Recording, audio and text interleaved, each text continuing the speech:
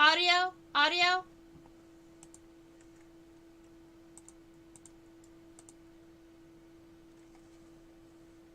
Audio? It's showing on me now. Can you guys hear me? Ah, yay, perfect. All right, I'm sorry about that. My computer decided to stop talking to my microphone for a minute, but we're all figured out. So I'll start from the beginning. All right. Welcome. I'm Trisha with Insectopia, and we were chatting in the chat box a little bit about what type of insect we wanted to sketch, and we were thinking we would sketch this Katydid here. Now, there's a couple of great things about sketching the Katydid.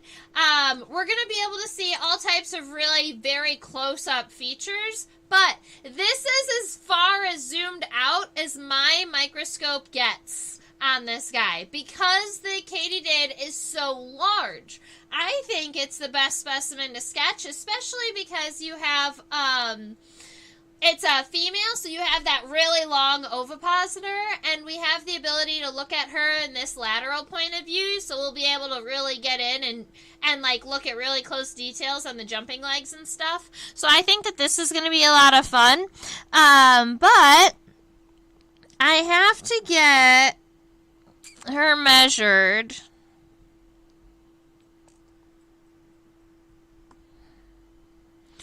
Alright, so if I'm measuring from the end of the ovipositor to the front of the head, I would say she's about 7.2 centimeters. From the end of the ovipositor to the front of the head. I would call it about 7.2. Yes, she is gorgeous. I absolutely love her. So I thought that she would be a really great specimen to sketch. She was collected. She was collected in Sapulpa, Oklahoma. Likely on a long road trip. –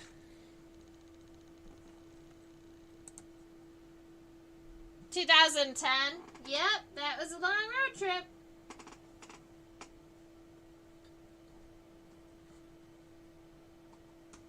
I think in 2010, that was the collecting trip that we did 6,000 miles in 12 days.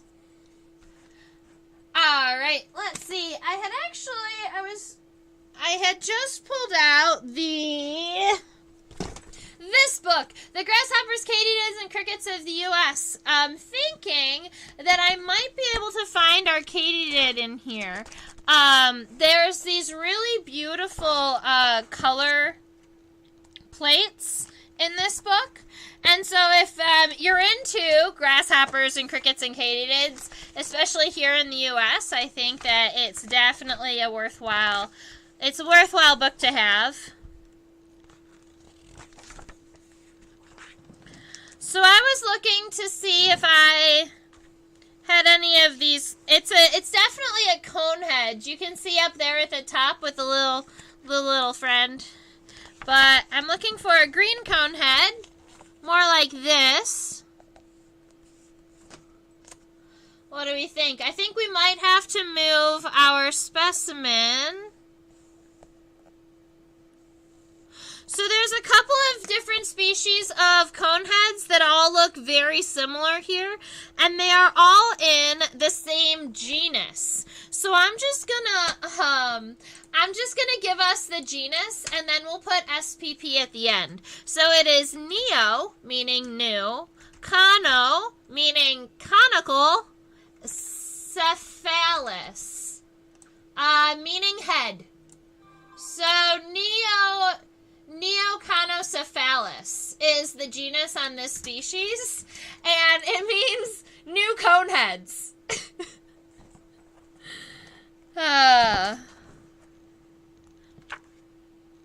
It makes me want to know if there's a Conocephalus, or if there's just a new one.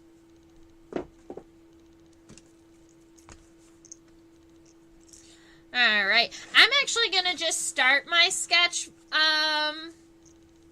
with a landscape piece of paper, because I know that my Katydid is going to get nice and long. So, Neocanocephalus. And then we put SP at the end because we know that it is one species. We know that it is one type, but we're not sure which one.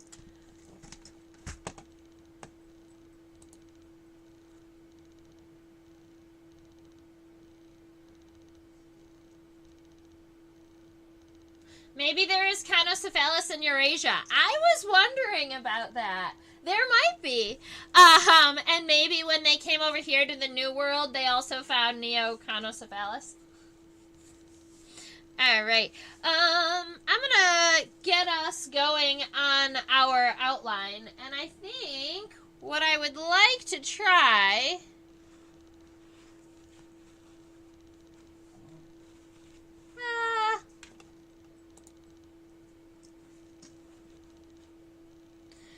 I want to give us an opportunity to see this insect in its full glory before we switch it over into the microscope, and then we're only seeing little itty bitty parts at a time. And I know that with like body ratios and things, this will likely help you. So go ahead and give yourself kind of a central line from the front of the head to the very end of the ovipositor. And I would say the head is just a little bit over half. Or not the head. The body is just a little bit over half of the full length. So let's see. I would go maybe something like...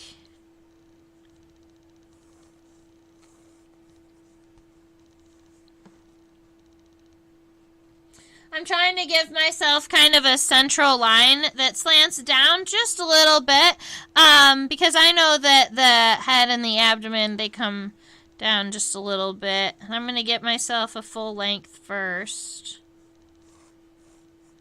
All right. And then along this line, I'm going to mark off where I think the body parts are going to break off, and that'll help me keep my insect kind of in check and in balance when we're going through and looking at her over the microscope. So let's say, I would probably say her ovipositor is going to start right around there. And then, all right.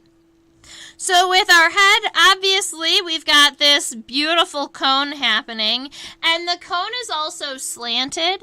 So when we are giving this light sketch of the head, just to give ourselves an outline or kind of a basis of where we're going, we want to make sure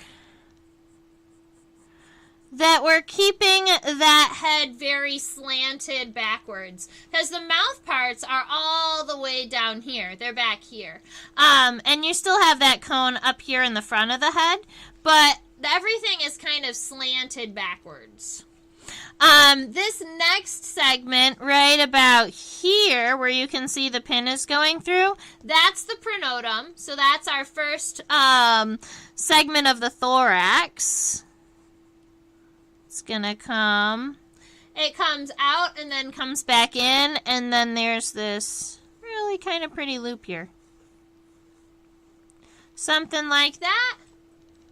And obviously, when we zoom in, we'll be able to fix a lot of these lines. I just wanted to start, I always like to start with a very light outline and that we're likely going to erase most of, just so that we know where we're going. Yeah, the mouth is all the way underneath the pronotum. It's very, very far back. You can even see those labial palps, and they look like they're between the front legs.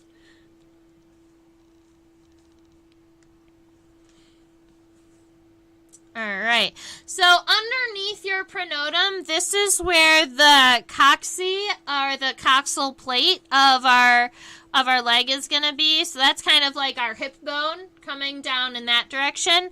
And then we have our femur, and I want it to come more like this. It's going to go right in front of the mouth parts, and that's going to make me sad.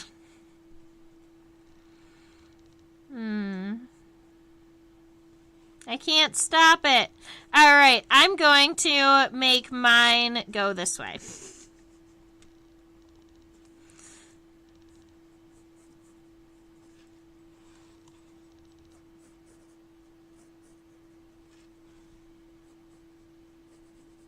So I'm just going to give myself kind of a boxy leg to start with. When we come back, I'll be able to add all of those shapes, but I just want to give myself an idea of kind of the direction that the legs are going. There are grasshoppers called slant-faced grasshoppers too, aren't there? I wonder why such a slanted face. Yes, there are slant-faced grasshoppers too, and there are some pretty cute pictures of them. One of the ways we tell slant-faced grasshoppers, different from slant-faced katydids, is because grasshoppers are going to have short antennae, and katydids have really long antennae.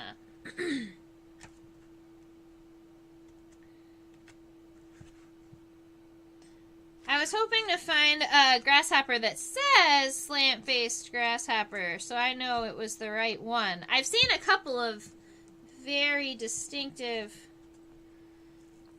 I love the toothpick grasshoppers. 1 minute. I want to show you this picture. Look at this picture of the long-headed toothpick grasshopper. Isn't he adorable? You see how short his antennae are? So even though he's got these like very long features and long face, he's still not a katydid because he's got these short antennae. This one too has this slanted back face. And I'm not sure what the purpose is of having a slanted face like this, but I would shout out a guess that it might help protect them.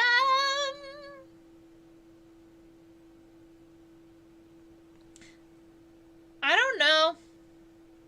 It's either helping to protect them, or maybe it's easier to eat the leaves that you're standing on if your face is angled down a little bit. Look at this guy. The cattail toothpick. All right.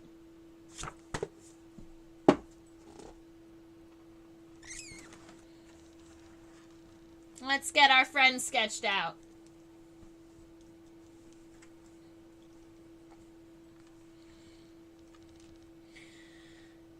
Oh, and katydids are actually their own family. So if you go down the list, it goes order Orthoptera. So orthopterans are... I'll go ahead and write it down for you. I know you guys like to know this.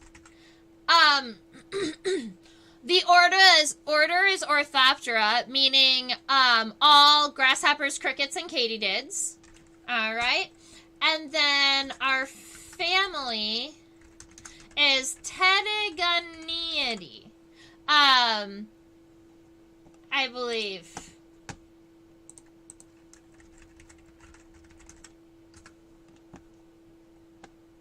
Yes.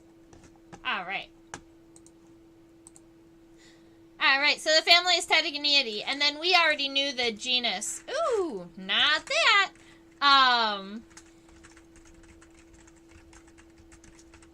Cool. So that gives you that. All right, let's see. I'm going to, after our pronotum and our first pair of legs, I think the next easiest piece for me to sketch is going to be to continue these legs. Because I know that the cocci are fairly similar in size. Although the hind cocci is going to be more square than it is like round. The front and the middle ones are kind of round, whereas the back one I think is actually going to be more pointing out this way, so it's boxed at the end. All right, and this is where we get fun, because this is where our wings go out. And we've got long, fancy green wings that that look very much like leaves. This specimen was collected 12 years ago, and so it still has a little bit of color left in it. But grasshoppers, crickets, katydids, this is a pigmented color, especially these green colors. They fade pretty much to nothingness. They'll fade all the way down to light beige, light yellow colors. Some green specimens go all the way pretty much to white after a while.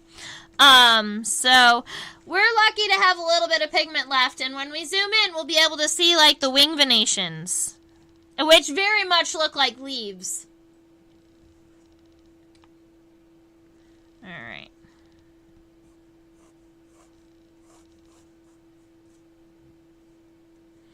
I think my wings are just going to go all the way to the end of the paper, and that might not even be long enough, but we're just going to end them at the end of the paper. And my katydid should be happy. Yeah, that'll be fine. Alright, so we've got wings taken care of. We have that front leg. This middle leg is going to be going backwards, so you can box that out too if you want. So I can give myself the femur, the tibia, and then the tarsal segments. And then looking at our hind leg, it's going to have the coxa, the trochanter. It's this little triangle thing. And then the femur is that big piece that comes all the way up here past our legs, or way up here past our wings. I think I'm actually going to end up going right through this little notch here. I think my buggy's going to end up being too... I think I started him too big. That's okay.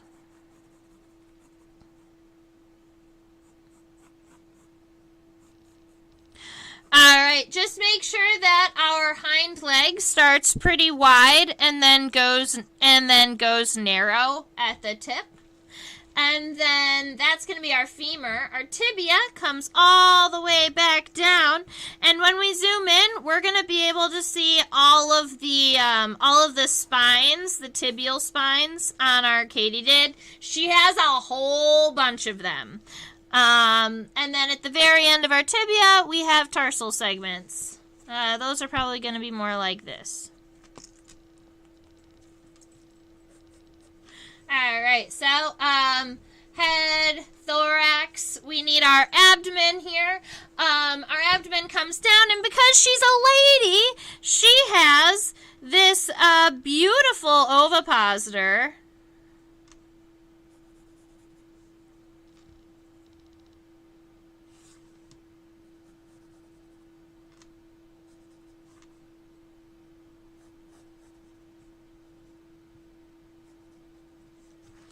So I think my specimen's abdomen is going to be approximately that size. I'm going to make it nice and round.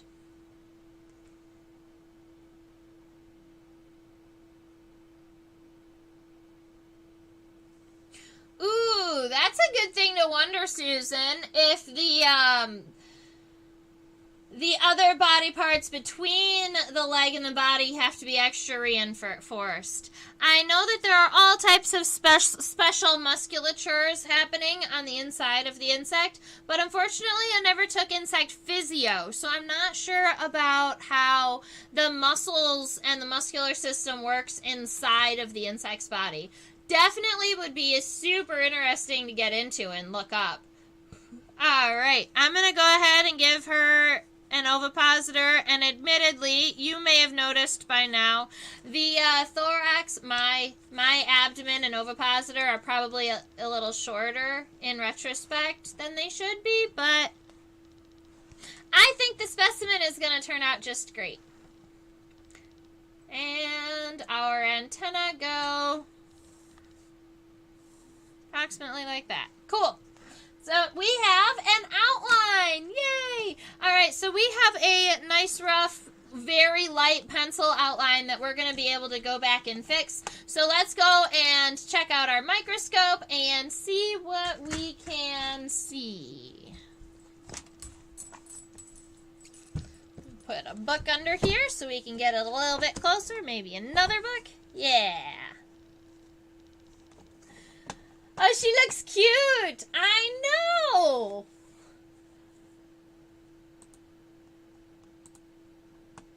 Oh, did you guys see the full specimen long enough? I was hoping that I had it placed there long enough.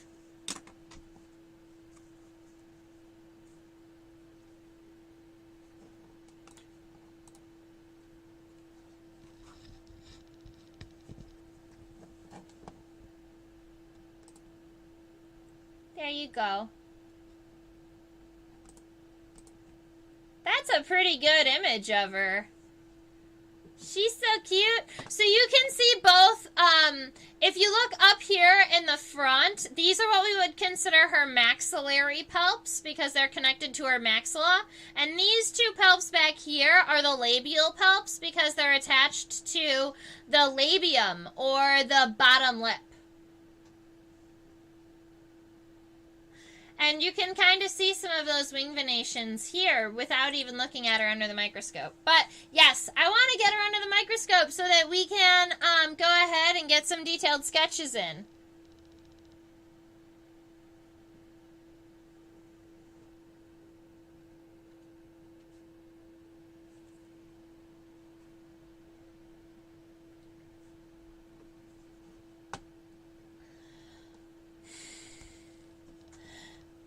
Susan wants to know about how Katydid sing and if we can see that underneath the microscope. And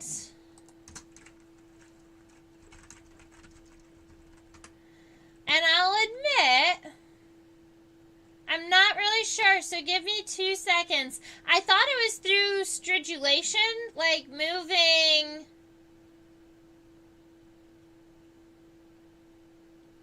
All right, so they rub their wings together to make that chirping noise. So we might be able to look at the wings and see if we can find like a stridulation vein and another one that looks really thick. They rub their tegmina together. So their front wings are a little bit leathery and they've got some texture, and there are some veins that are thicker that they can rub the veins together, and that's what makes the chirping noise. So yes, it is a part of the wing. Very good. Alright. So let's see about our friend here, New Conehead.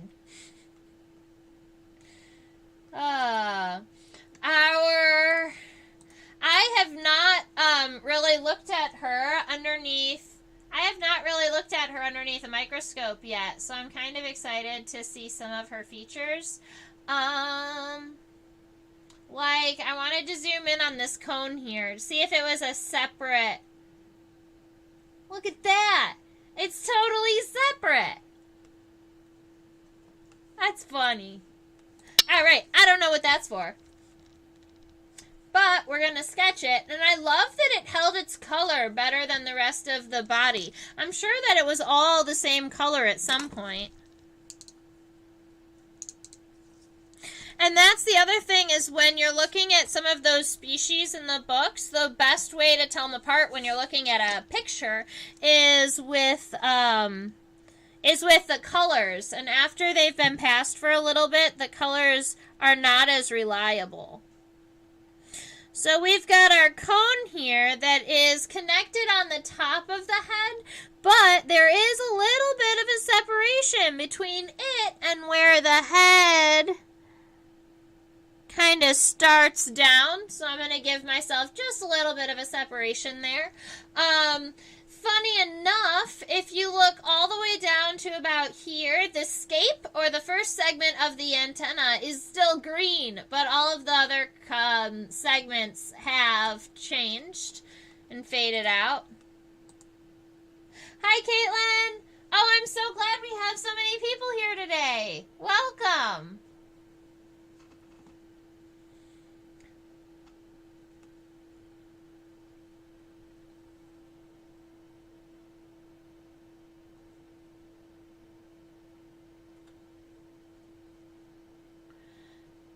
The Katydid, because it's bigger, I have it set up in a different box, which tends to be a little bit trickier to work with. Give me 2 seconds. I'm going to add more stick to my microscope. Maybe it'll stop moving all over.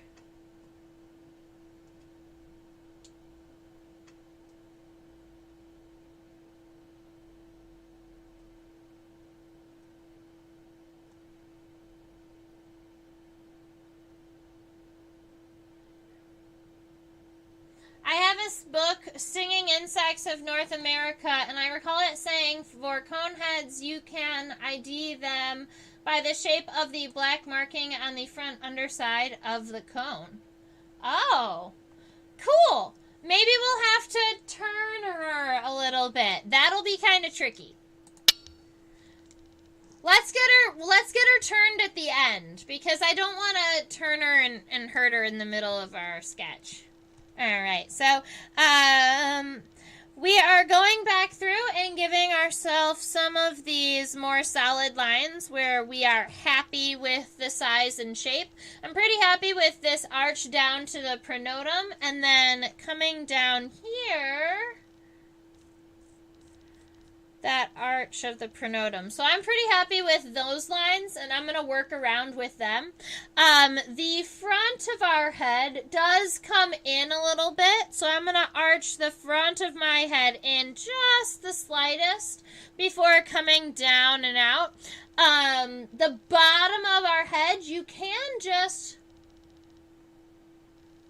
Alright, so we're going to go in just a little bit, but what I'm seeing here is you can actually see mandible. This right here, this triangle, that is the edge of our mandible. So, and it comes up a little bit from the head. So what I'm going to do is I'm going to come in a little bit here, and I'm going to go up and then come down to make that mandible edge. Now, we have a variety of mouth parts happening down there. There is a labrum, L-A-B-R-U-M. That's the upper lip, but that one's not going to be too visible from the side. It's probably just like a little suture down here where it has a little upper lip. You do have the maxillary, which is where your first... maxillary palps are coming off of, and there are 2 of them. There's one on each side. Let me go ahead and one.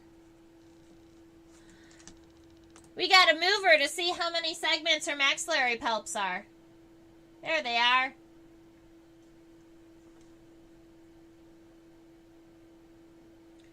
Tell her to stop moving. She's acting like there's wind in the house.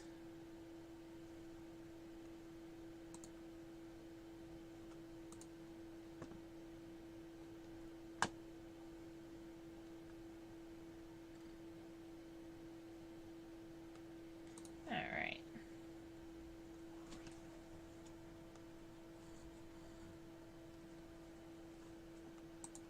There. That works for me. Alright, so we have, it looks like 1, 2, 3, possibly 4 segmented maxillary palps. Nope, 3. 3 segmented maxillary palps. So coming out, we can go 1, 2, 3. And admittedly, this front leg, we already know is going to be going in front of that, so I could even have skipped that. But I'm not sure how large our leg's going to be, so I left it. So we've got... our first pair, our second pair is on the other side, and then you have the labium, which is the bottom lip of our Katydid here. And that also has the labial palps. And so this one is, looks more like 2 or... yeah, those ones are 2 segmented.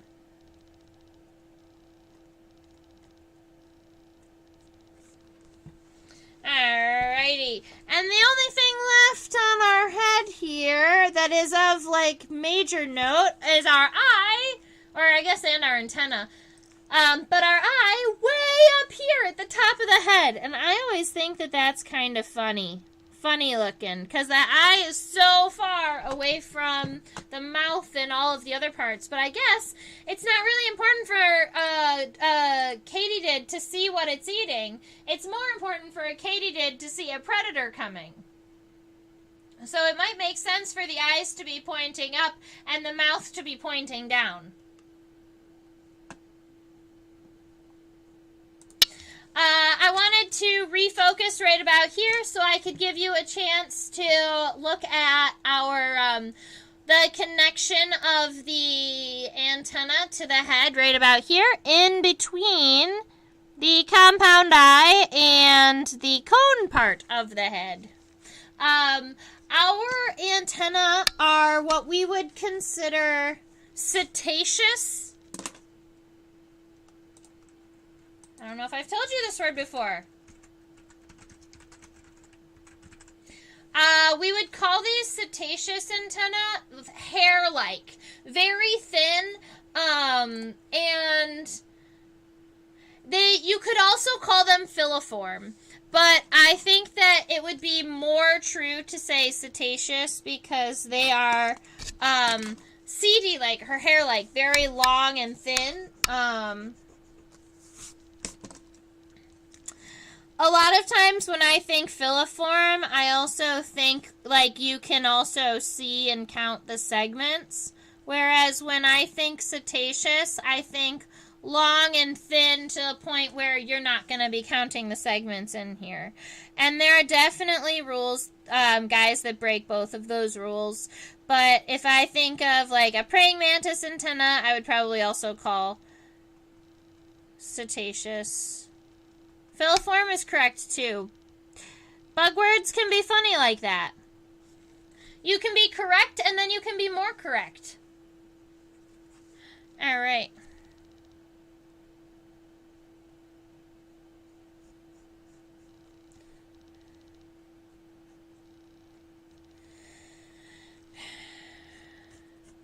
All right, so we have the head of our cone-headed Katydid taken care of.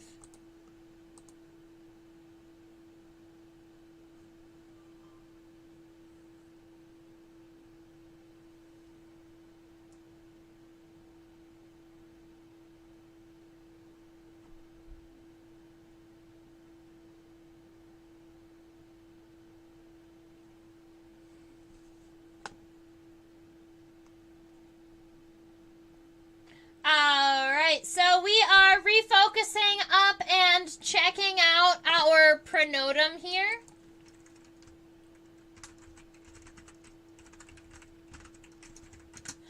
And I think the pronotal region was where we actually had some distinguishing features between the species in this genus.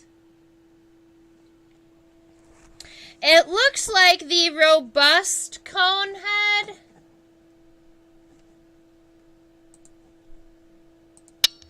It looks like this robust conehead has a nice yellow stripe, not only on the front head here, but on the pronotum. It looks like the broad-tipped doesn't have much yellow anywhere on the head or the pronotum, and that the round tip is more like a mottled green, mottled yellow. So if I was looking at these guys and really trying to pick one, I would probably pick the round-tipped conehead because it looks mottled like ours does. But like we've said before with the colorations, you can't really trust those. So I would want to be going into looking at actual characteristics. It would take me an extra minute. So we're going to go ahead and add our pronotum now. And now that we can see it even closer up, you can see that there is a little bit of a red stripe here that comes here and through. And I could almost argue that that was probably an orange or a bright yellow stripe back in the day. All right. I made sure that my pronotum did come just a little bit above the level of the head, and it's okay if it even slants down after that, but the idea is that the pronotum is kind of on top of both of the head and the wings. So just making sure that the levels show that. And then instead of just rounding this down, I'm actually going to round it further. Instead of rounding this down, I'm actually just going to go out a little bit so that it can stay over the wings. And we're going to come back in. Now, you know that sometimes the pronotum is a shield that guards the head. Sometimes it's a shield that will go backwards and it'll guard the wings. In this case, there's just a little bit of this overhang, and this is going to be protecting the musculature of the wings underneath.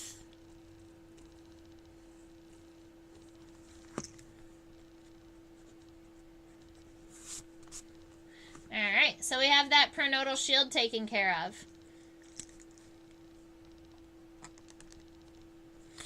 Alright, from here, we're going to be adding our coxal segments.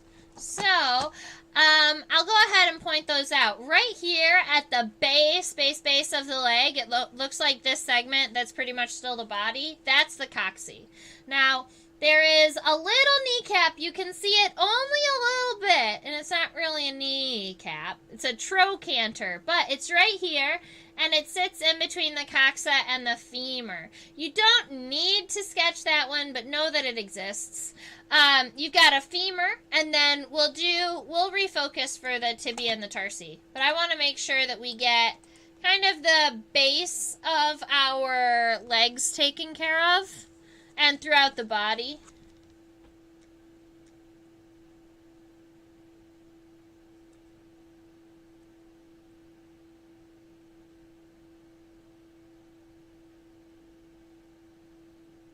Cetaceous antenna. Yes, Susan. There's a deeper notch in the pronotum in this one than in the book. Yeah, so I would definitely have to look into them. And I wonder if, I bet you that the book's images don't have all of the species, that it describes the species in the book, but I would think that maybe their plates don't cover every species. So I would definitely have to give myself a little bit of time with this guy. It would be cool to sketch a knight with Katydid armor. I agree. Especially with these really pretty, like, scalloped edges.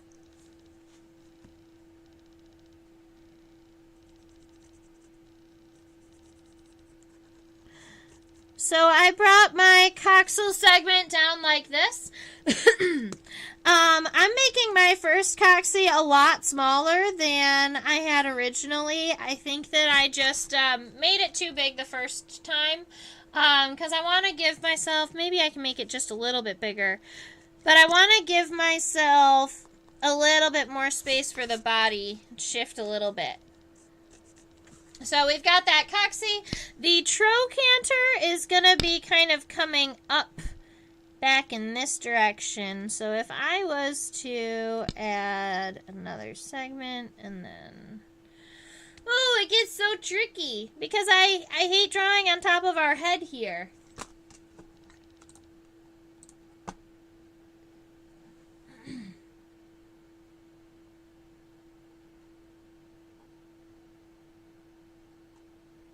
Let's look at the entire front leg while I think about what we're going to do about the other thing. Oh, he's so cute. I'm going to look at his toesies real quick. Oh, come on.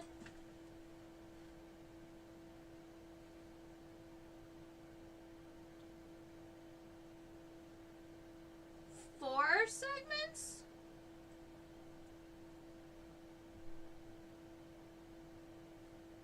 Cool.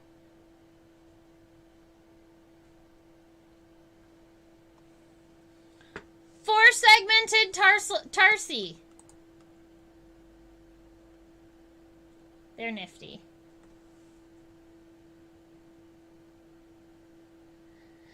She does have little toe beans. Yes, she has little pads on the bottom of each of her tarsal segments. In fact, I think that she has 2 tarsal pads on each segment. I think that her toesies go like this and stack on top of one another.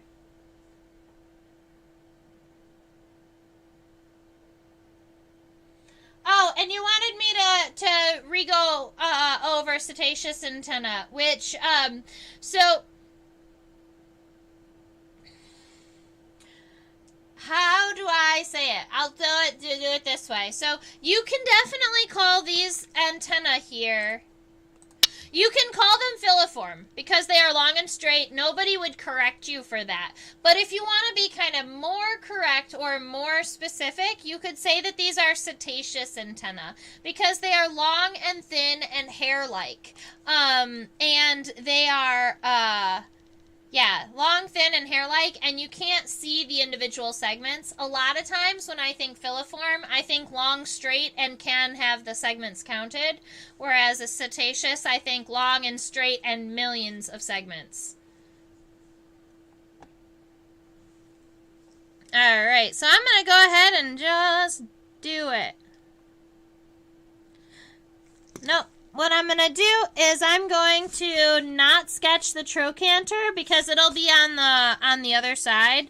And I'm going to be bringing I'll bring my femur out this way. That'll be fine.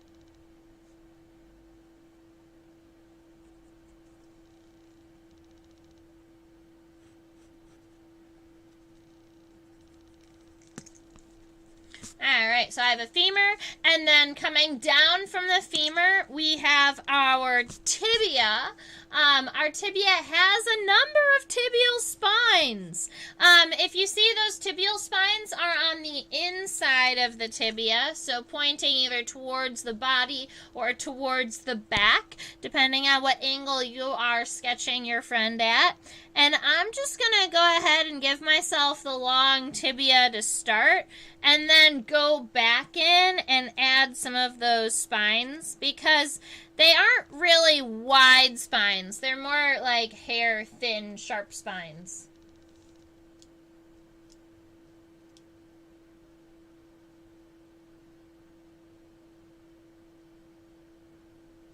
Yes, cetaceous because they are like a hair and not because they're covered in hair.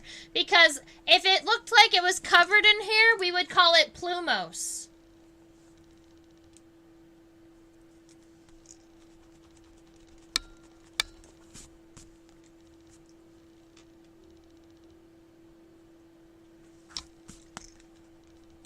No, sorry, they're boring when you zoom in. Alright, so our first tarsal segment is what we would consider like a rectangular segment. Our second segment is special because it's a little bit more like a triangular segment, but it also has those toe beans, those pads on either side. Our next segment has those very strong toe beans, and if you were looking at them from the top, you would almost think that it looked like a heart-shaped segment. And then coming out from the center, you have that, what we've been calling a teardrop-shaped segment with 2 tarsal claws. And that is, our approximate tarsal arrangement. Come on, friend. Focus. There we go. Alright, let's move on back.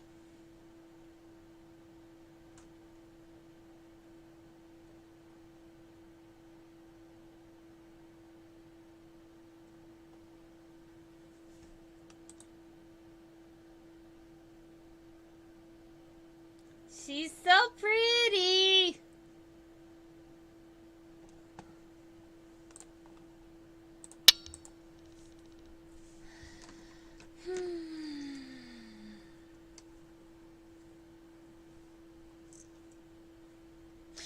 maybe what I did was I made the pronotum too long.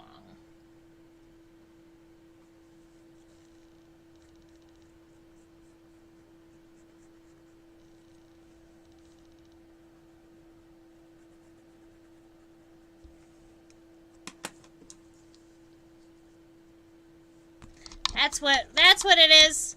That's what's been bugging me. We're gonna fix it.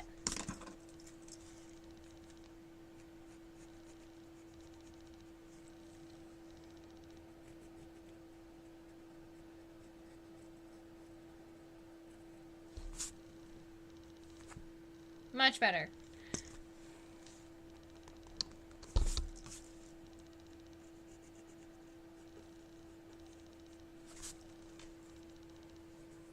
All right. We do have this lateral side of the thorax, so not this whole section isn't the coxal plate. I think the coxae is more like there's this little rectangular piece down here that would probably be what we would call the coxa. Right here, there's this little piece that looks almost like a joint in between the coxa and the femur. That's the trochanter, spelled Trochanter. The trochanter, I think, is also visible in here somewhere. All right, let's get our sketch happening. So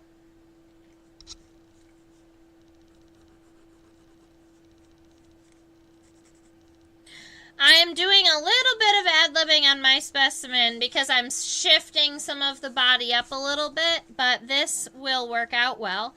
So I'm giving myself a little bit of a body here, of a little bit of like a lateral thoracic region, and then I'm going to start connecting the coxae down here. So I've got one, and this is where my middle leg is going to connect to. So it's going to come up, and my middle leg is a little bit wider at the base. Go ahead and erase any lines that it goes through. You want to make sure that the leg's on top. Alright, so I've got my femur coming up. I want to make sure my tibia comes down. So I'm going to zoom out a little bit so we can check out our tibia.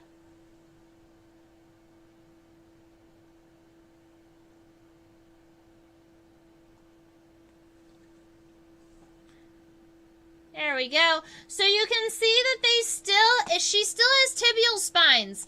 The spines might not be as super visible just because she's on a white background, but if you can see them along here, there's 3 or 4 of them.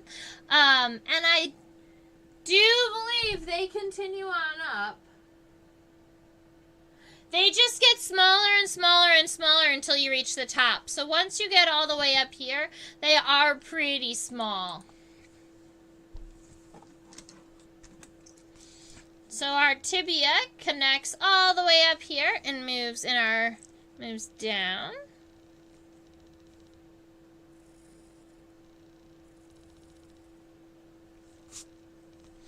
And our spines are going to be going towards the center, or with our back legs, from a lateral point of view, where they're going to be going off to the left.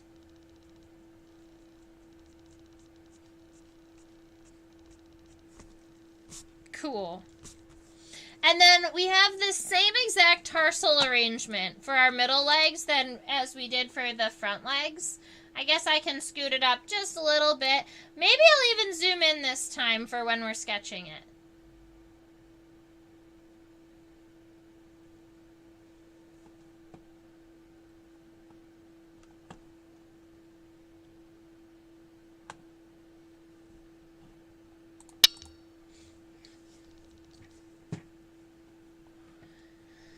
Alright, so that first segment is a very rectangular tarsal segment.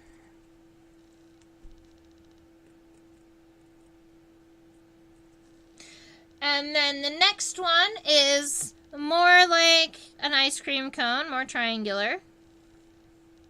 The third one from the top is going to appear more heart-shaped, but that's just because of the two toe pads off of either side. And then you've got that central kind of longer raindrop-ish shape with our claws. Alright, so we have a head, a front leg, a middle leg. I think our friend is coming along just fine.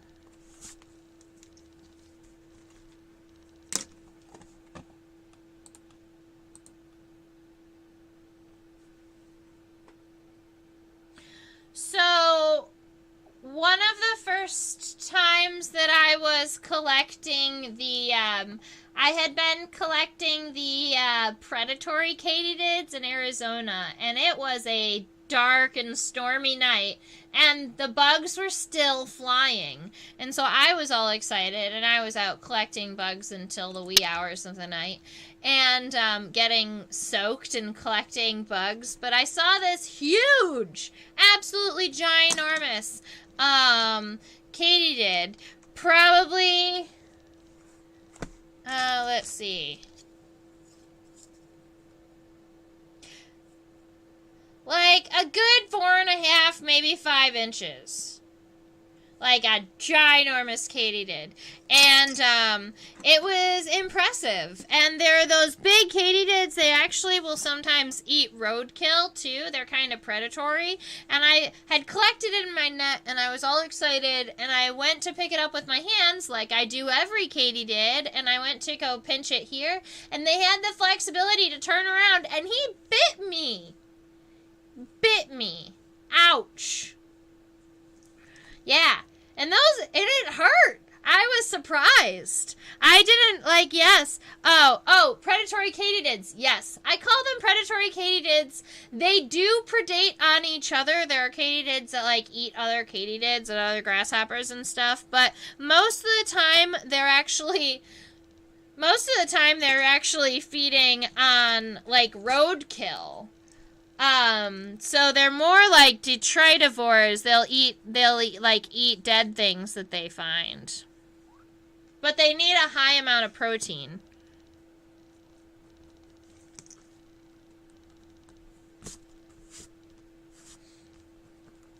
Alright, I'm a little bit happier with my body length now that I'm moving most of these guys up a little bit.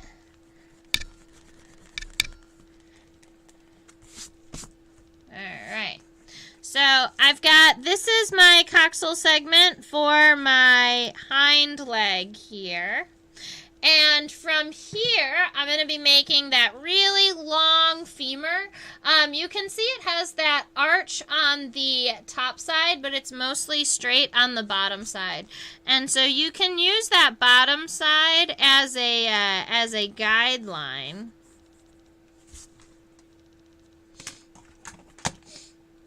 I'm going to have to look at the specimen one more time.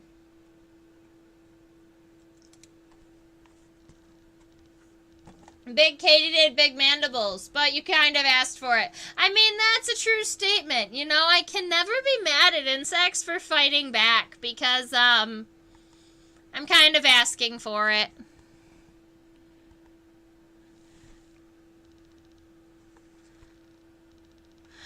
Her hind legs are so tall. Like, if you compared them to the height of her body, that's probably double the height of her body.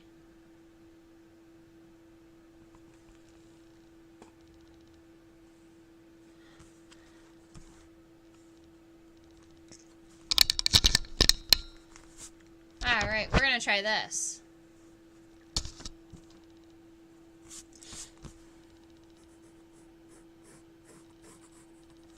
Alright, so that's the bottom of the leg, and I want to get the top of the arch too.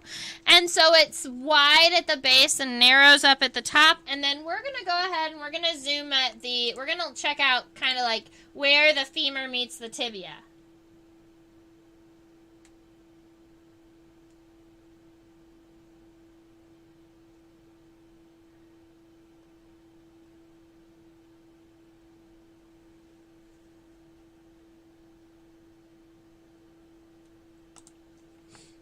right, so there's your joint. There's a patella in there somewhere, but I wouldn't know how to point it out to you.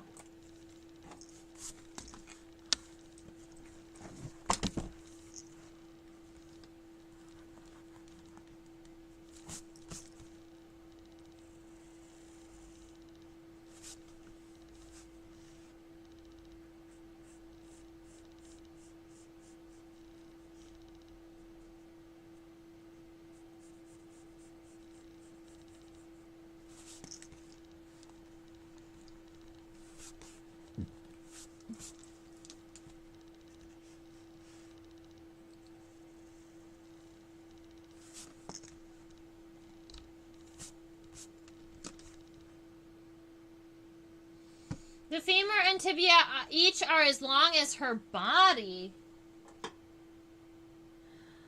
Oh my goodness. My ratios are going to be a little bit off.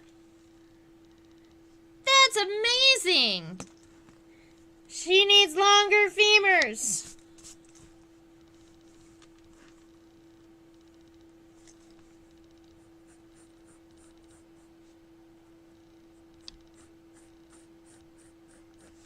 And I was afraid about going off of the page long-wise. As it turns out, I had to worry about how tall her legs were going to get. But I think that that's more accurate to the size of the body that I have.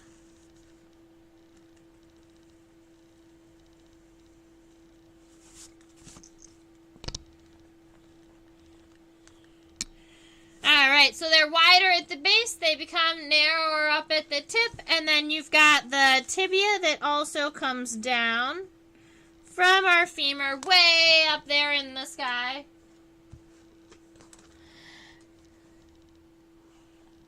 Oh, she's so cool. Alright, let's go check out her tibia.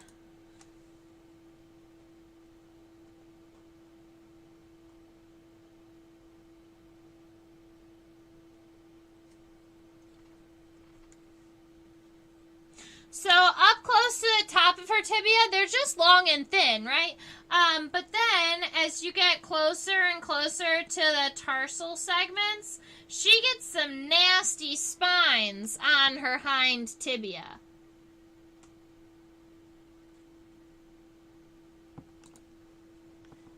And you may notice that they are...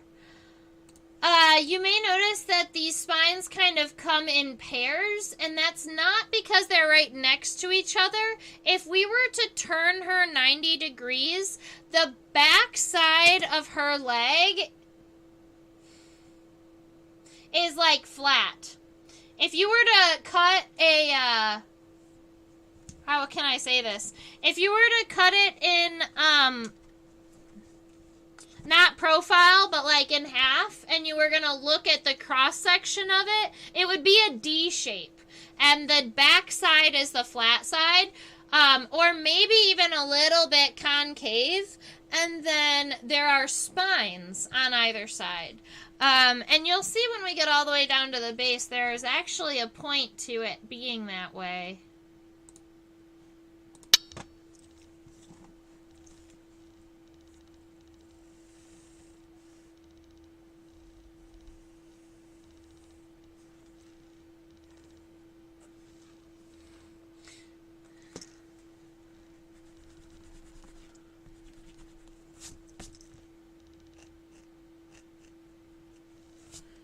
Alright, so I've got a tibia.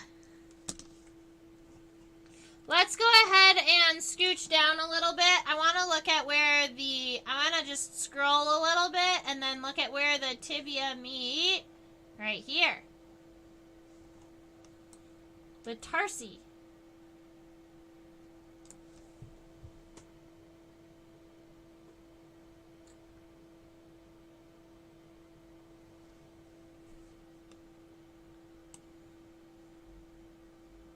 All right, here we go. So Just from looking at a whole lot of grasshoppers and crickets and katydids, I would like to tell you that these little spines right here on the base of the tibia are pretty much always there.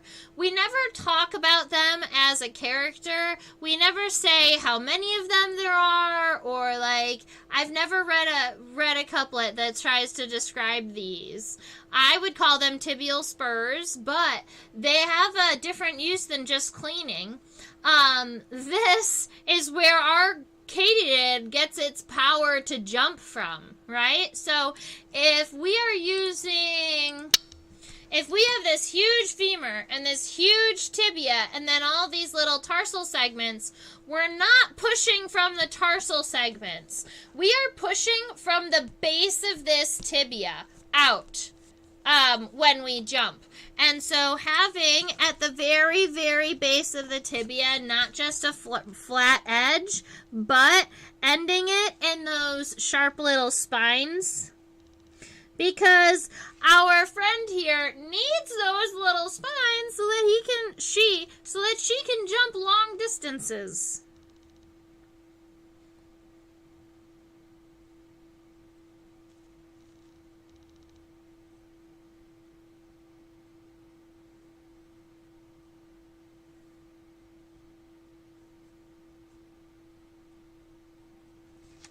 Alright, so we have a front leg, a middle leg, and a hind leg taken care of. Now all we need are some wings and a body. And I need to come back in here and add some of these spines.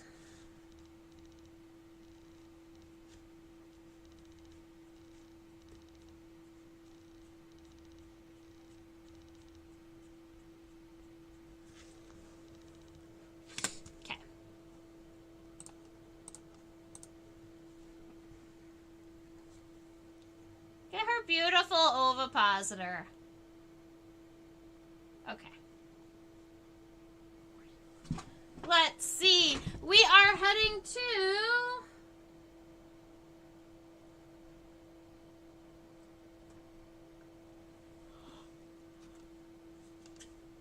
the base of the wings.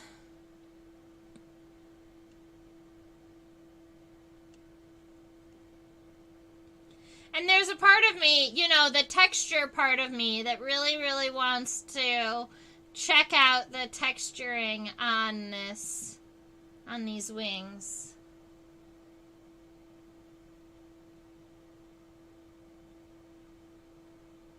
I get a good flat spot right here.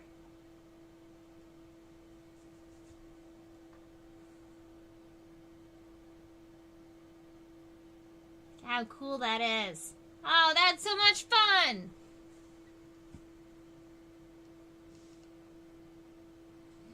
Okay. Gotta focus now. So I wanted to come back here because I didn't finish my wings, and I wanted to make sure that I was getting all the connections correct. If we see that one very thick pale vein right about here, that's kind of the edge of our wings. We have the top and then we have the side. It kind of helps the wing bend like this along the length. So keep that in mind, and that's happening right in this region.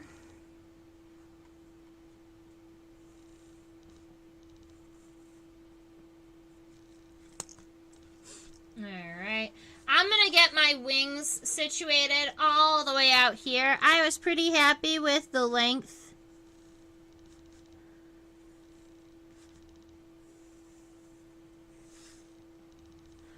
Alright.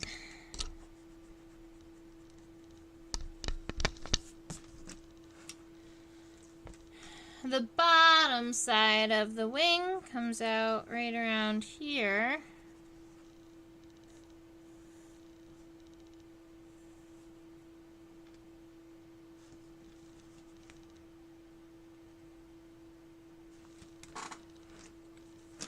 Very good. Alright, we've got some wings starting. And I think that this line has to stay closer to the top. More like that.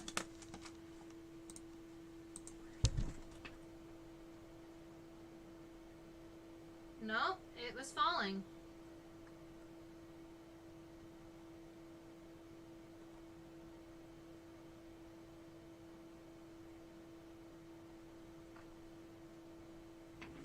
Check out these wings.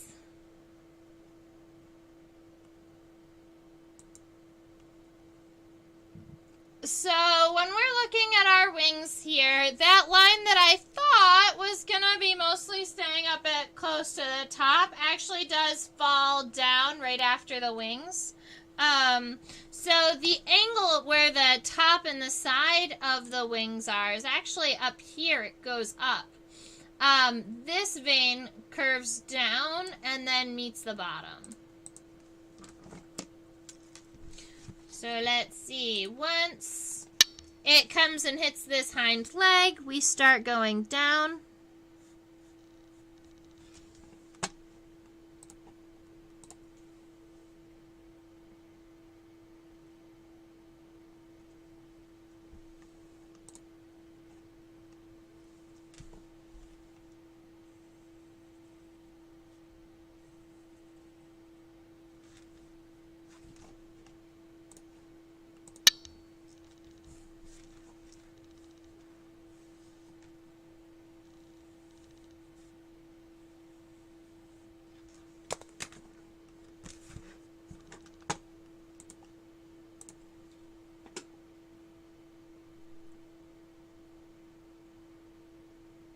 So at the very, very, very end of these wings, there's more pigment in them, so I was wondering if we were going to be able to see these green areas a little bit better.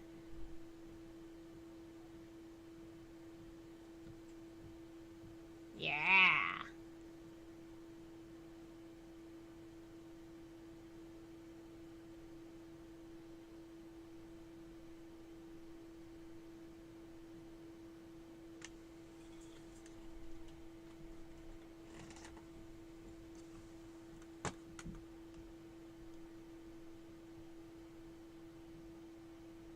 So pretty. Alrighty. I'm not sure if my texture friends are here or not. How many of you guys are into textures?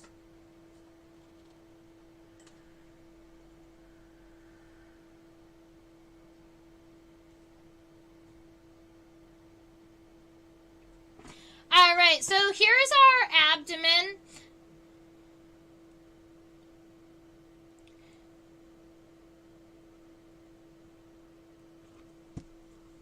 It really is like a leaf, yes. It's pretty much exactly like a leaf. All of the little itty-bitty wing venations, it almost even looks like it has chloroplast. Like, man, the green the green color is leaving. Why aren't the wings turning yellow and red?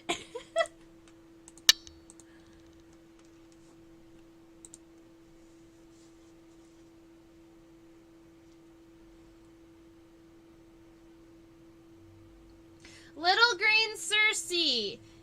Yes? I'm going to say yes with a question mark. I believe that those are Circe. But there are also a handful of other named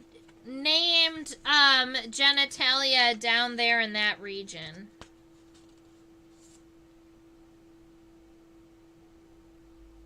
Like the furcula. But the furcula is going down. You are right. Yep, those are the Circe. Oh, I was just checking. Fun thing about this book is that it not only has, it has a list of definitions for body parts. And then it talks about the ending of the abdomen, where you've got like the cerci and the genital plates and all of these types of things happening. Cerci are not genitalia. Sorry. Cerci are not genitalia. There's just a whole bunch of other genitalia happening around the cerci, so I wasn't sure if it was like an oviduct or something weird. The cerci are generally, in other insects, they're used for like sensory. They're like chemical receptors. But sometimes cerci are just existent from previous species. Sorry, don't mean to confuse. It's just wrapped up down there with all of those genitalia, like, body parts. Alrighty.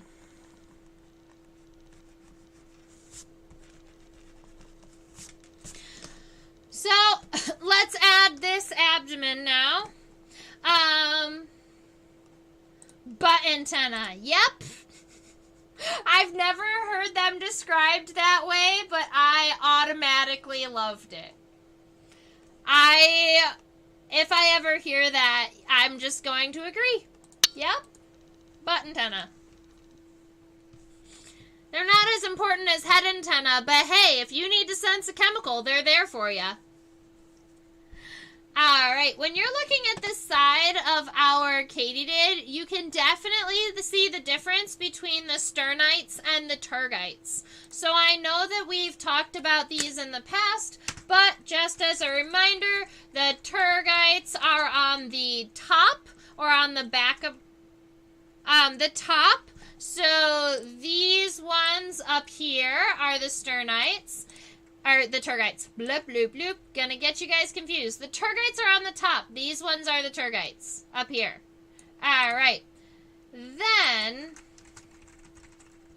the sternites are on the bottom. Think about if you were like crawling, your sternum would be facing the bottom, and so these down here are your sternites. And you have this lateral line that separates the top segment parts from the bottom segment parts. Now, with female katydids like her and many other female insects, they need those top and the bottom segments because they can separate and get wider, and that's going to help them get bigger for keeping their eggs and the like. Now, also, insects can't just unzip their pants if they eat too much. Alright, so they need to be able to expand just a little bit in their abdomen, maybe the top to the bottom, so that they can fit extra food.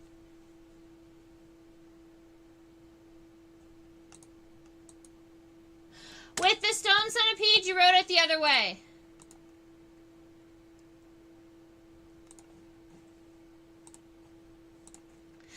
Sclerites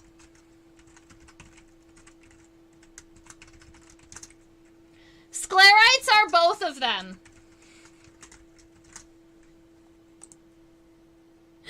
Alright, so a sclerite is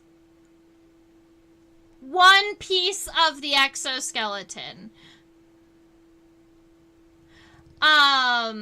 So if you were imagining yourself putting together a piece, putting together kind of like an exoskeleton armor, each one of these individual pieces would be considered a sclerite. Wherever you see a break in between two pieces of exoskeleton, those are different sclerites. So a sclerite is just a segment of the exoskeleton, but then when you're talking about a sternite, that's a sclerite on the bottom, and if you're talking about a tergite, it's a sclerite on the top. Maybe I shouldn't get into it, but I like teaching, so maybe one day. Alright. I try not to get into too weird things.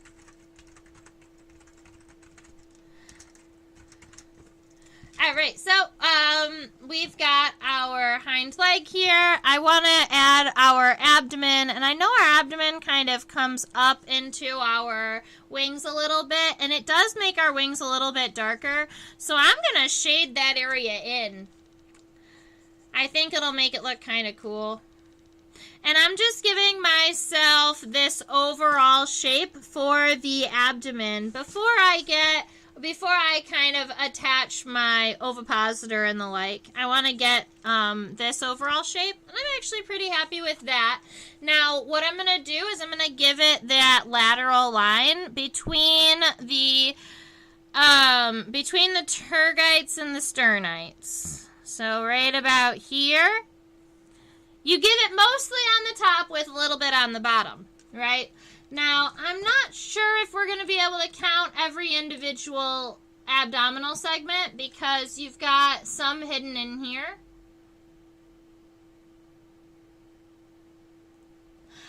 I would like to throw out a guess that there are probably 9. There's probably 2 right here underneath our leg. 1, 2.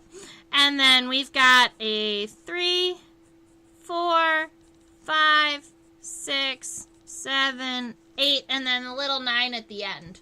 And I'm still making these nice light lines because now that I've got the width of all of our abdominal segments and right about where they are on our body, I'm going to be coming in and building each one of them separately and kind of rounding this edge out a little bit. Right as it touches that lateral line, I'm just rounding them down.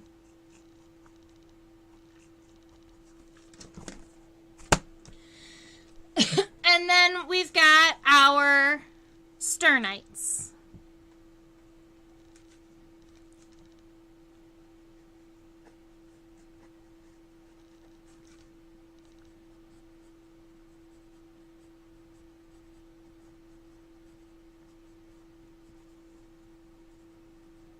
They are 1-to-1. So you will find if you have 9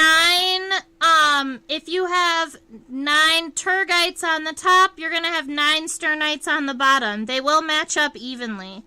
So if you have a key and you're trying to decide a couplet, this is how I ended up finishing up mine. If you have a key and you were looking at a couplet and it asked about how many tergites it had on the top, but you couldn't see the top because of the wings or something, you can turn it over and count, and likely the numbers should be the same.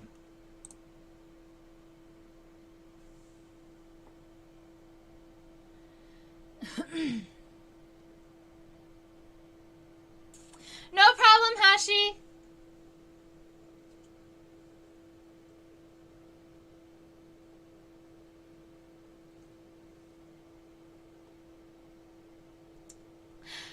I feel like the hardest part of keying out insects are those keys that end up is when a key doesn't have pictures. I need pictures when I'm identifying my insects because sometimes trying to describe very minute changes to me with very highly scientific words, sometimes it just doesn't work out so well. Alright, so we have a couple of different things happening up here. We have this kind of nifty little triangular flap up here at the top. We have the 2 green cerci, and then this coming out here, this is our what we call the ovipositor. And it's the egg-laying device.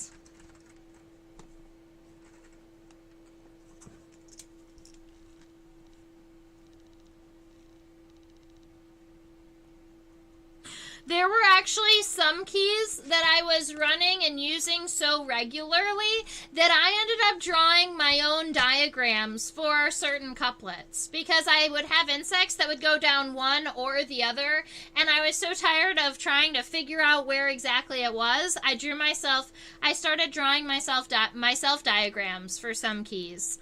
And when I do, I just go ahead and stick them right in the book because I'm not going to use those images anywhere else, you know?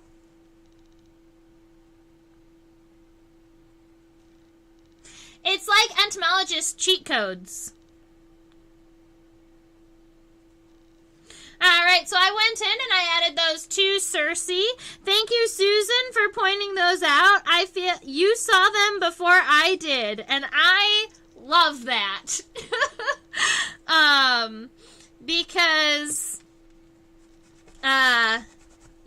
Because that means I'm doing something right. That you guys have the ability to look at my specimen as I'm focusing it or as I'm changing things and distracted by this or that or the other and pick up different characters and features and know their names. Oh, I'm so excited.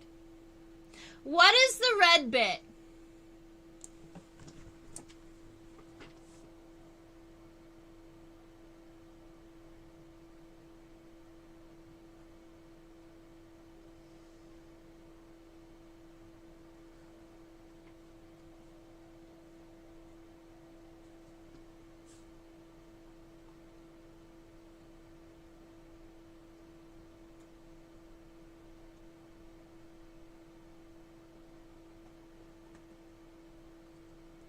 That's really cool. Okay, I'll show ya.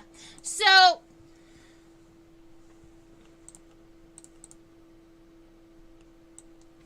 I changed the angle just a little bit. I turned it for myself so that we could see inside. The ovipositor is triangular in cross-section, with the top being kind of flat or maybe a little bit concave. And she sticks her ovipositor into something to lay her eggs. Now, I'm not sure exactly what species this is. A lot of katydids lay their eggs just down into the substrate or down into the soil.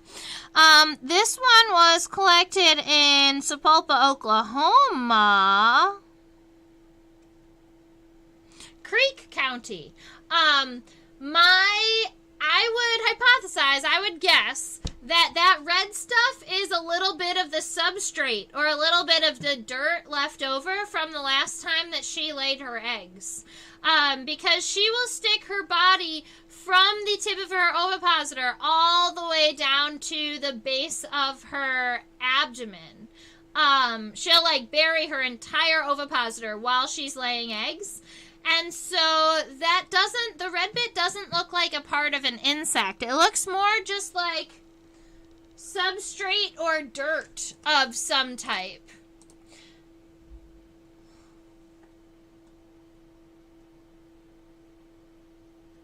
I pulled her off of the microscope.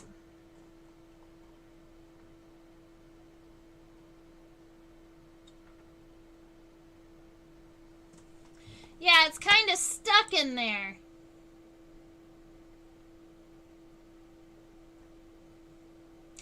It's funny because it reminds me of pollen, but red.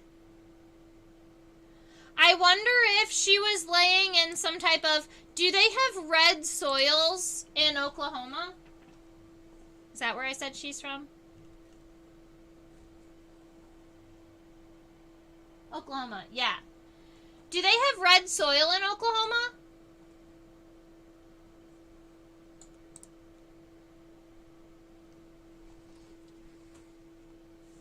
Alright, so the length of her ovipositor is nice and long. It ends like these.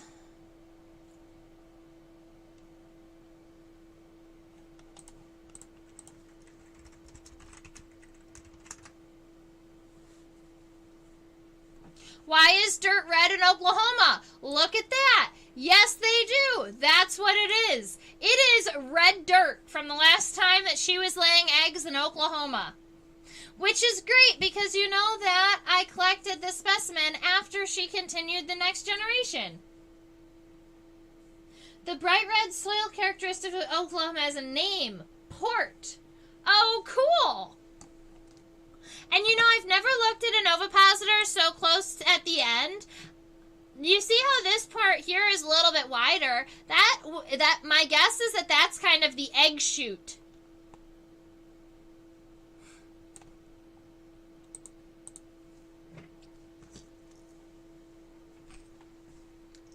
So I guess at the base of her... Oh, that was such a good focus. I thought it was frozen.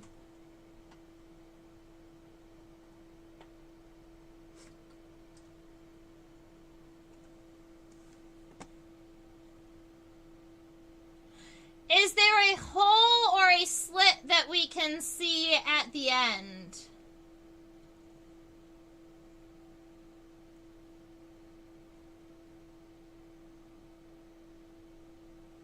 Not much. There is that extended... There is that area that's a little bit wider in the center. But I'm not seeing any type of hole. Oh, if you turn it point on. I don't know, let's go look. Let me, here, I'll do something for you. Let me finish sketching my ovipositor really quick, and then we will go and look at all over the Katydid, and we'll move it around. I just don't want to get too distracted from this. I want to get it done. And it doesn't have to be that much longer. Let's see. And the tip goes up.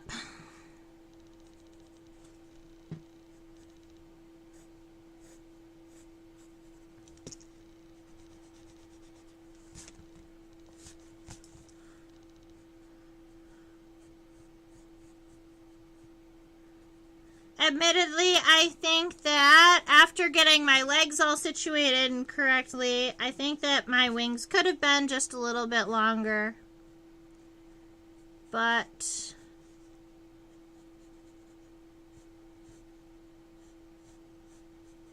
alright, so we've got that ovipositor taken care of. I'm pretty happy with her, so let's go and look. We're going to be reshuffling a couple of things. We're going to look at the very, very tip of her ovipositor. Oh, this is cool. I am glad you asked.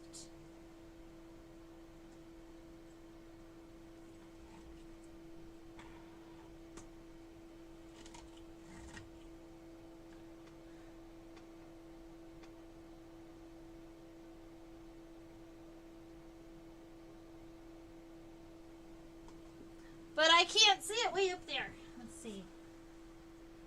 The struggles of having a tall insect.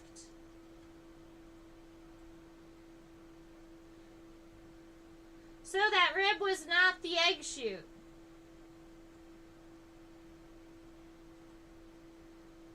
I wish I could get it to focus nicely.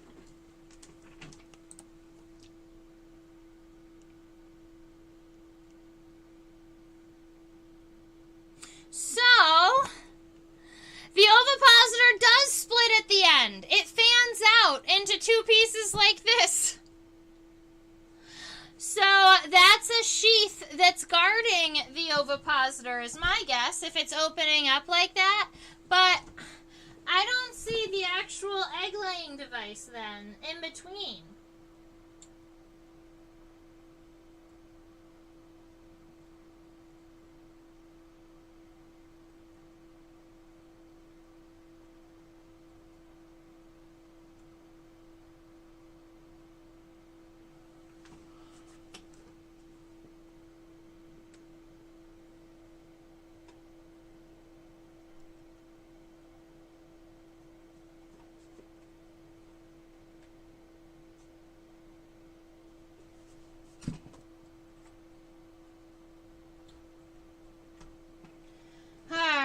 Let's see if I can get this guy back down here.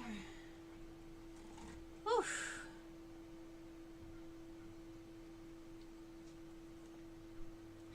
Alright, so this is the view of the ovipositor from the top.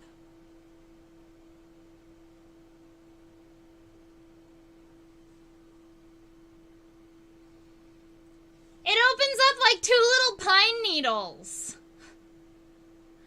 And I would have thought that we would have seen some type of sharp egg-laying device in the center of it, but I am not.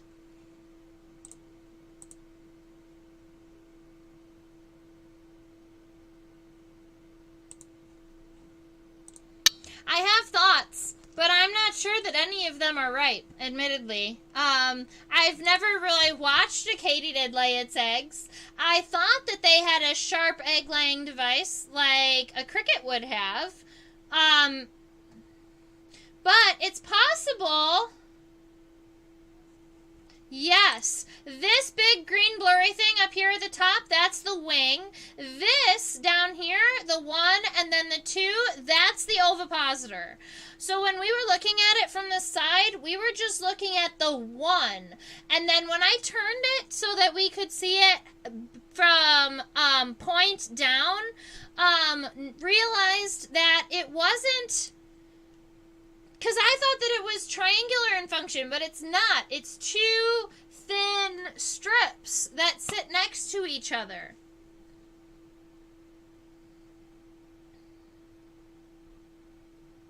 That's possible. It's possible that normally it doesn't split like this, and that where we saw where there was that kind of channel on the side, maybe when they're both connected, those channels meet up and create the egg-laying device, the egg shoot, essentially. That's the best guess. That's my best guess. That's my best guess. As a me.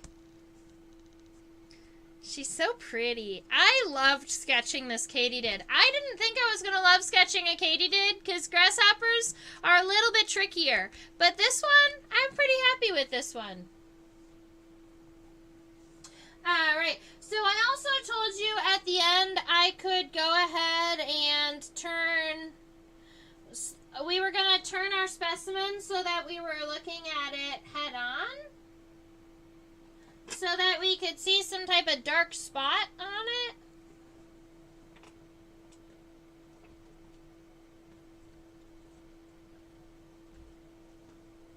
Let's go see.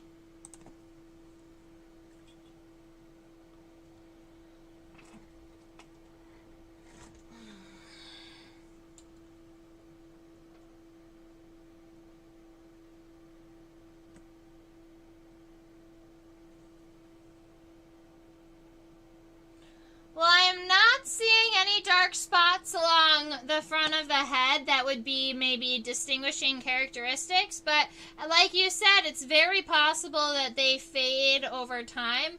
I am seeing this kind of lateral, the kind of midline on the head. And here's a fun thing. When we look at our katydid head on, we can see the labrum, or the upper lip. This right here that comes out and fans out and comes back in, that is the upper lip of our katydid. This piece here and this piece here go underneath the upper lip, and those are the mandibles. Then these are the maxillary pulps here and here.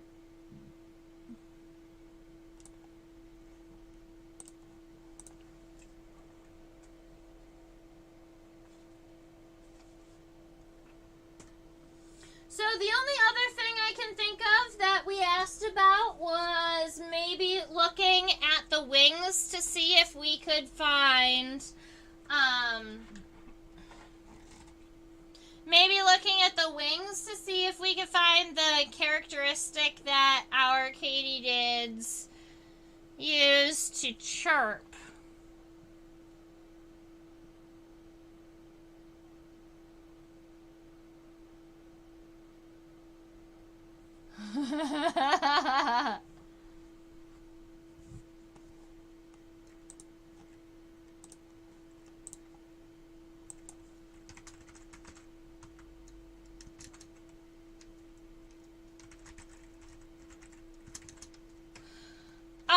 you didn't catch the other one. The labium is the bottom lip. Yep. Oh, Hashi's got it. Thank you.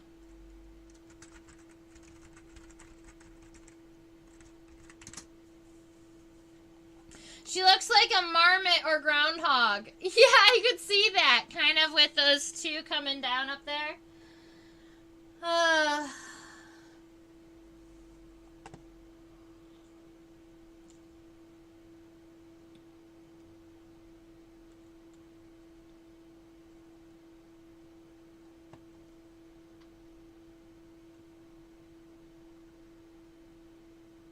Yes, I think it definitely could look like rodent's teeth. I like the way that the pronotum faded right here.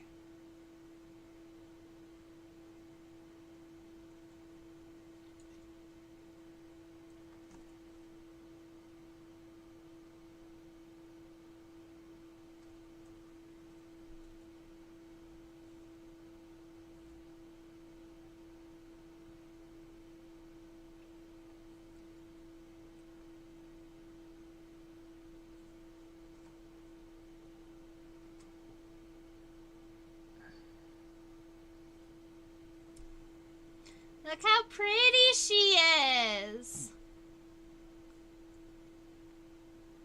Wow. The head side on reminds me of a shrimp.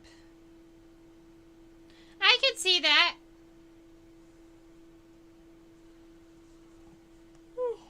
All right. I'm starting to get tired. So yeah, my new book recommendation for the day, if I was gonna be giving one, especially if you were interested in grasshoppers, crickets, and katydids, is The Field Guide to Grasshoppers, Crickets, and Katydids of the United States by John L. Capinera, Ralph Scott, and Thomas Walker. There's all types of great stuff in here, and it goes over different body parts. Now, one of the fun things about grasshoppers is that a lot of their defining characteristics depend on kind of the color on the hind wings. So they have actual sketched images of what each of the hind wings of all of the species look like. So you can go ahead and compare different colors and different venations and stuff. Oh, the blue ones. I love the blue ones. Especially when the blue is big. Because then they really look blue when they fly. Oh, it's so cool. And then the other thing you're seeing are the inside of the hind legs. Because sometimes the striping on the inside of the legs is actually more important than the striping on the outside of the legs. So like in this grasshopper, the outside of the legs is this kind of camouflaged color. But the inside is bright blue and bright red. Like, how beautiful.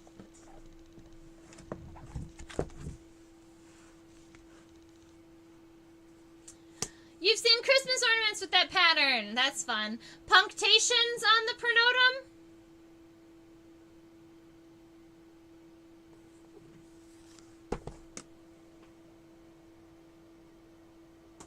Yes. Punctations on the pronotum. From this image, it's a little bit more tricky to see, but if I was to zoom in, you can tell that they are individual punctations. Look, they're all individual dots. Somebody took a needle and stabbed our friend over and over and over again.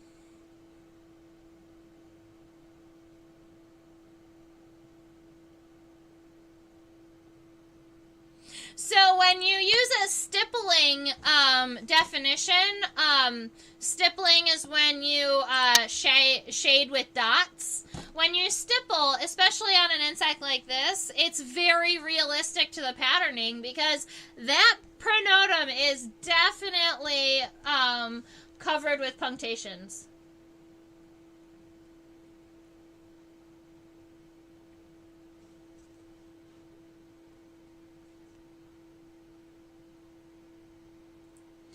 Aw, thank you, Caitlin. That is what you're learning in your scientific illustration program. That's awesome. I look forward to hanging out with you a little bit and doing a little bit more sketching. Ladies and gentlemen, I think I'm going to be closing up for the day. My illustration is 90% self-taught. I just started drawing bugs and just couldn't stop.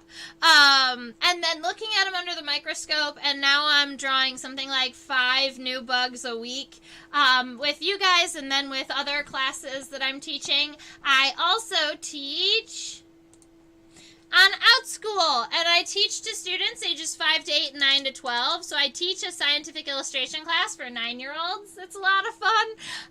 That we really just go over kind of basic lines and sketches. We do these types of sketches, but we do them in 45 minutes, so we go fairly quickly. The details are not all there, but they get the feeling and they get to look and observe insects, which is something that I love.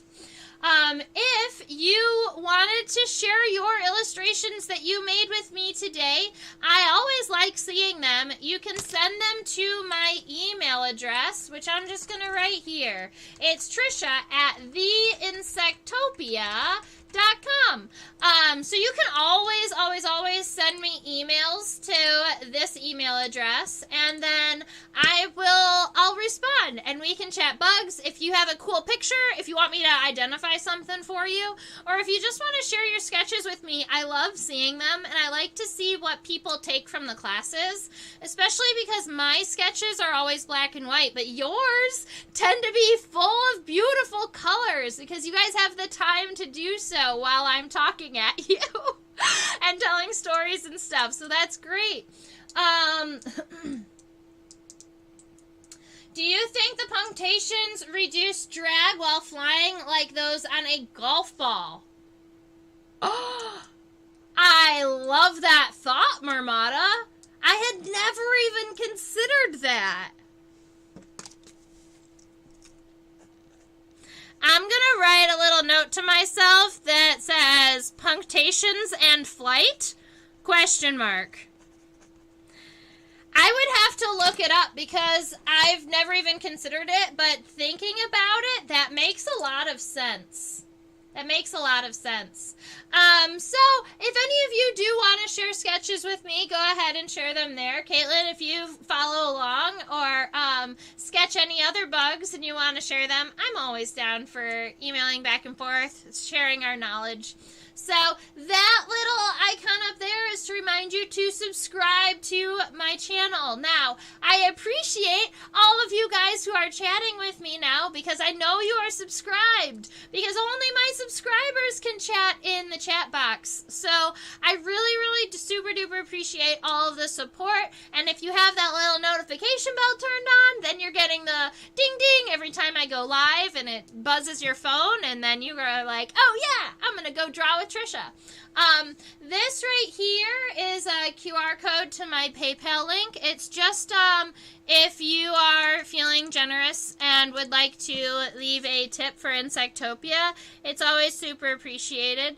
I've been behind with, shopping for myself, and I have a whole list of things that I've been meaning to purchase and will be doing that shortly.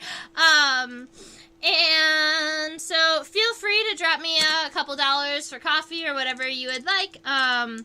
I super appreciate anything that comes in. It all goes towards, bug stuff, collection stuff, making sure that the specimens stay nice, all of those things. Would be interesting to compare flight styles and skills of different insects.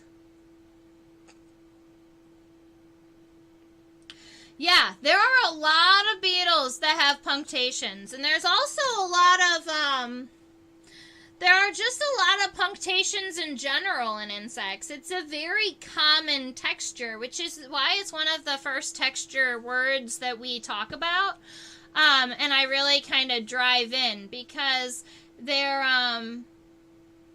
seen on many things, and so it's very possible that they're for flight.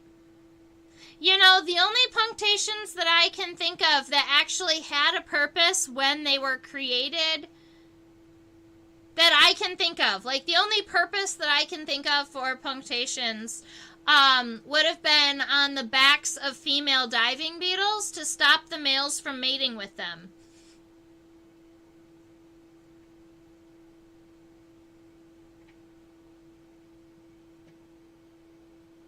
Yeah, and that's the thing. The elytra have to be at least a little aerodynamic because they don't want to be being complete drags on the insect. And so if the elytra has punctations on the top, but that also means that the bottom of the elytra may also be textured. See, I've never looked at the bottom side of a punctated of an elytron that was covered in punctations. I wonder if the bottom is flat or if you would see the other side.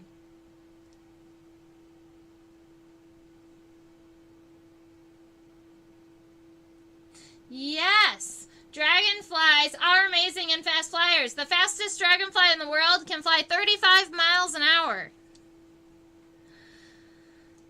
And I have a whole whiteboard video about dragonflies, if you wanted to check that out at some point. All right, so I think I am heading off for the day. This is the final sketch of our Katydid for today, and I'm looking forward to continuing this with you. Oh, I am not going to be around on Sunday. I'll go ahead and change it on the Nature Journaling calendar, even though I think I saw the Nature Journaling calendar might be moving. I'll have to figure that out. But next Sunday, I'm going to be in Washington, D.C., so I don't have the ability to live stream from there. So the next time that you have the ability to see me is next Thursday at 10 p.m. Eastern.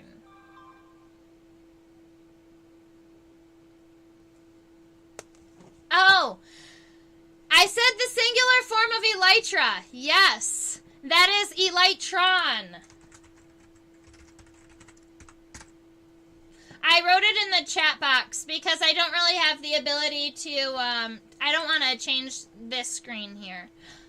All right, thank you, Caitlin, and Susan, and Hashi, and Marmata, and all of you other friends out there who have been hanging out with us. Have a wonderful rest of your night, and stay buggy. Bye.